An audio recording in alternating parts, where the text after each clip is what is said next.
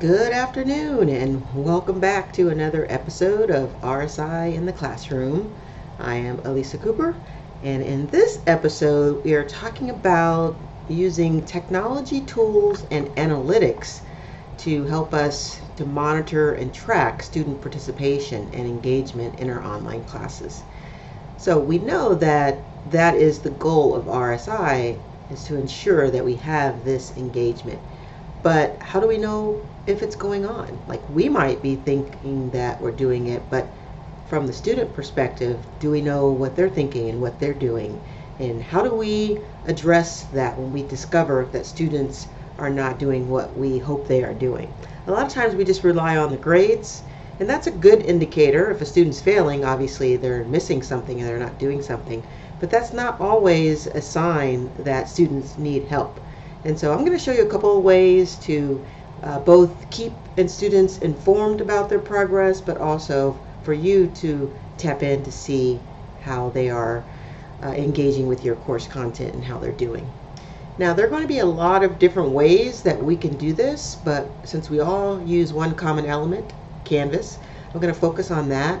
One of the things that I think many of us overlook is that Canvas does provide quite a bit of analytics and reporting features for us to jump into and look at. So I'm going to show you a few of those. All right, so this is a live hybrid class that I'm teaching at the moment. So remember, RSI is for online learning, which includes hybrid because half or a portion of your class is online. You should also consider how to integrate the RSI in that portion of the course as well. So this is a hybrid class. And I'm going to show you how to turn on a feature that you may not have already. You can see up here in my right corner that I have this tab for new analytics, but I had to turn that on. And the way that I did that was I go into settings. All right, so in your settings, you'll have these tabs at the top and you'll see feature options. And in there, you will see all of these different features that you may or may not have known existed. And if you scroll down, you'll see that there is one that says new course and user analytics. And it's a feature preview, so opting in includes ongoing updates outside the regular release schedule. But you can see that mine is turned on. And then once it's turned on, I can then go back into my home page. And now I'm going to find this new analytics link in my home page. So I'm going to click that.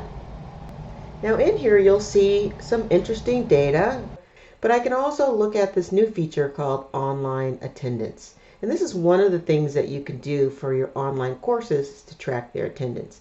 Now remember, it is a feature and we're in the process of hopefully getting it turned on completely for us. So right now, all that it is doing is tracking student logins to the course. And so on the right here, I'm hiding the names, the students are listed. And then this is the section. I have two sections in this one course. And then this is the tally of the days not met. So this is the week of September the 24th through the 30th. So this is this week. And obviously we have not finished the week. But as I scroll through, I can see that Monday, Tuesday, and then we haven't finished the week, that I have all of these students who have logged in on Monday, except for a couple. And then the others, Tuesday. Now it takes 24 hours for the data to update. Now Tuesday is the actual day that we have in class, so I know all of these red X's are going to be green check marks, but I got to wait 24 hours for that to show. Now just to give you a better idea, I'll go back to last week, and now you can see a better picture of how I can see who is engaging in my class. Now again, it's just opening up the pages. So here I have a student that has 2 days not met, but I don't require that my students are there every day. So I say you should be engaged in the class 3 days a week. So this is enough for me. The student is in there every day, right? This one. Now, what I can do is based on if they're in there only 3 days, I can look at their grade and say, well, maybe this student needs to be in the course a little more often. And then I can send them a message. Okay, so this is what it will hopefully be able to monitor. So once we get access to the online attendance settings, we will be able to say post. So if a student posts something, if they submitted an assignment, if they've joined a conference using a big blue button, if you use that, if they've looked at certain pages or quizzes.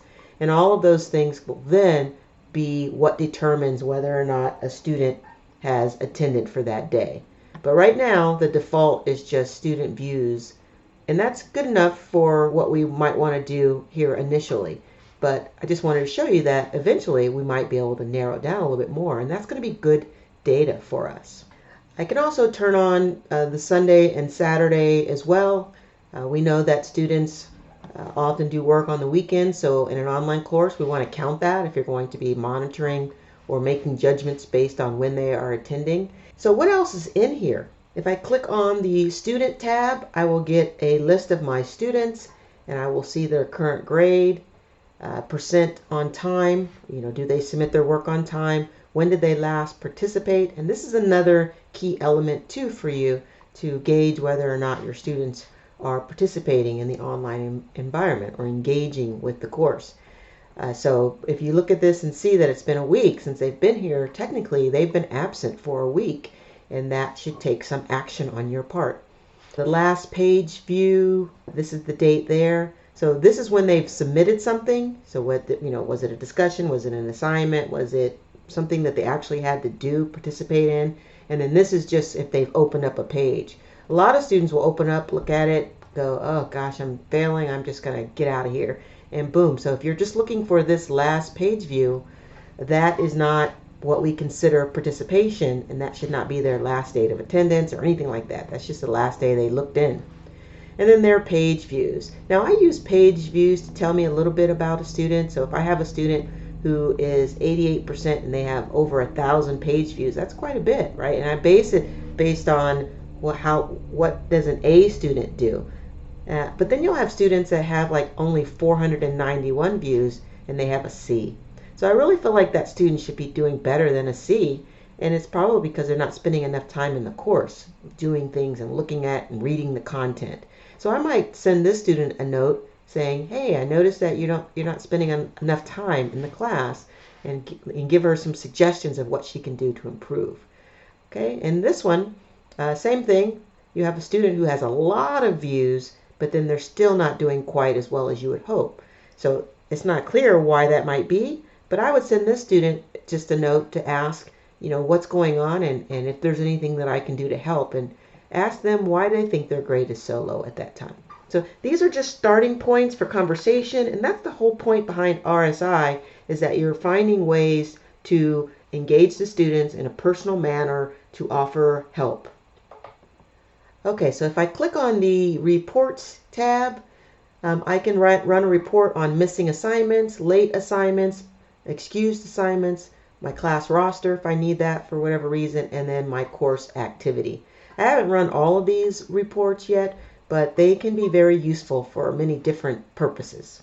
So that's pretty much it that you can use this for. Now, a quicker way to look at some of this data is to click on the weekly online activity, and then below this graph here, you'll be able to see all of the resources that you have in your course, and then the number of students that you have in a course and how many times those students have viewed that page, or how many times they've participated. So in a handout, you just want them to read it. So luckily you have more than 34 page views, and there's no participation because there's no way to monitor that.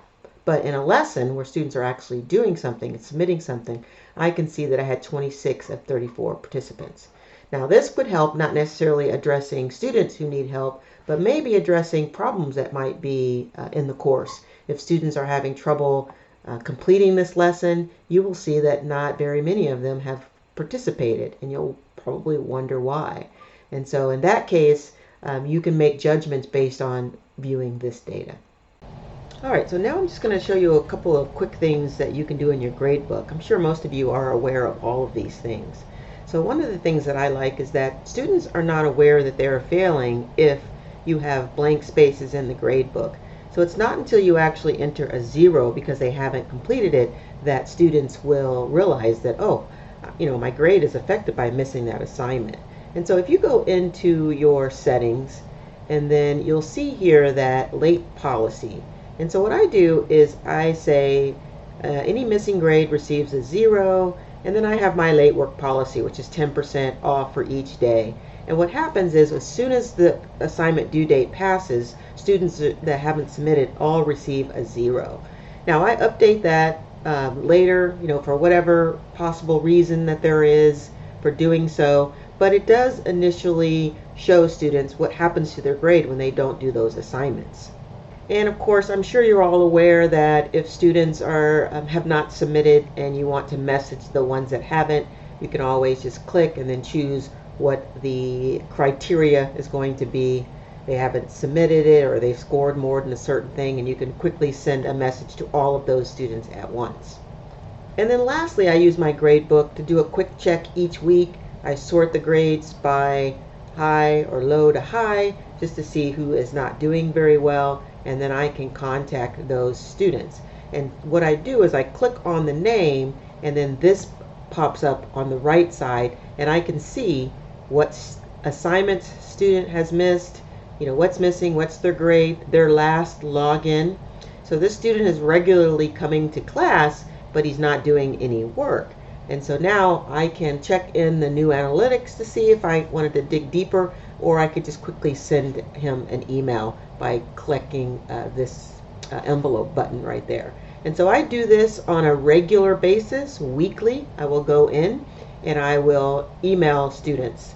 So after about 3 or 4 weeks, students are generally getting 3 to 4 emails, and at that point it's time to consider that the student has not met the attendance policy and can be dropped from the course. I will feel comfortable having done that because I will have emailed the student several times and reached out in other ways as well before I just drop a student. All right, so lastly, I want to show you one other thing that you can add to your course. So there are a lot of LTIs that you can add to your course that add features. For instance, this is the Delphinium gaming skin that's been overlaid onto Canvas, and it allows for this gaming atmosphere in the course. But one of the things I really like about it is that in Delphinium, I can go into the message center in my control tower, and from there, I can send out messages. I can schedule them, but I can also send progress reports. And so I have it set up that a progress report will go out to my students every Monday. And the progress report will inform students of how they are doing in the class on a regular basis. So there's never any surprise as to, what do you mean I'm failing? So they will see what their grade is every Monday. And so I can send that out more than Mondays if I wanted to. I can send them out instead of every week. I can do every 2 weeks. And then, of course, I can choose the sections. And then I can determine what the message says. And one of the things that I add to the end of the message is the way to contact me or to contact help. So they can schedule an appointment in the Writing Center or tutoring or with me. And I'll show you quickly what one of those messages looks like. So this is an example of the progress report that goes out. It's personalized. It tells them this is the data as of September the 25th. And then you have earned 79.48% of the points. So that means, they're almost at 80%. And then it tells them you're currently 0.65% below the class average. So sometimes that motivates students to know that. And then, of course, this data here is supposed to tell them where they are on the leaderboard. But I just realized that for some reason this class is not showing leaderboard information. But down below, it'll show them assignments that are due in the next 7 days. So there is a list. And then if they've missed anything, it will show them what assignment they missed and when it was due. And then, of course, the information that I added at the bottom of how to contact someone for help. So these are very useful. I've had students reply when I give them their 5-week survey that this information, this progress sheet has been very helpful for them, and they wish all their instructors would do that. All right, and this is just another quick example showing the stats from the gaming leaderboard. So here is a student who is not doing very well, but hey, they're in first place on the rising star level, which is the bottom level. But that could be motivating to some students. And then of course it tells them that what assignments they're missing and what they have to look forward to. So that was Delphinium, and again, that's just one option that we have available to us. There are other LTIs and other things that you can do within your Canvas course to help you monitor and engage your students in your online content. So if you want help with Delphinium, go ahead and contact Polly and the CTLE, and she can help you get started. Keep in mind that you don't have to do the whole gaming thing if you don't want to. You can just use this, you can install it, and then use it for the progress report. I mean, hopefully you'd want to get into the gaming aspect of it, but not necessary. So if you have any questions, go ahead and reach out, and I'll be happy to answer anything that I can.